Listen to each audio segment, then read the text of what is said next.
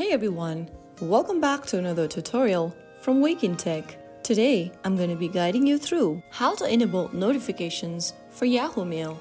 Getting email notifications turned on means you'll stay updated the moment new message arrive. It is very helpful if you're expecting something important. To enable notifications in the Yahoo Mail app, first of all, launch open Yahoo Mail application on your device and log into your account. Once you're logged in, go ahead and tap on the profile icon at the top left corner. Now, this will take you to this expanded menu where you'll need to tap on Notifications. If you've not enabled notifications for Yahoo, then you will see this Enable Notifications button. Tap on it. It'll now take you to your device's app section for Yahoo Mail, where you'll need to tap on Notifications. Now, toggle on the button right next to Allow Notifications, and this will now turn on the notification setting in your Yahoo Mail app. If you want to turn off notifications, then all you need to do is to toggle off the button right next to Allow Notifications, and you'll be good to go.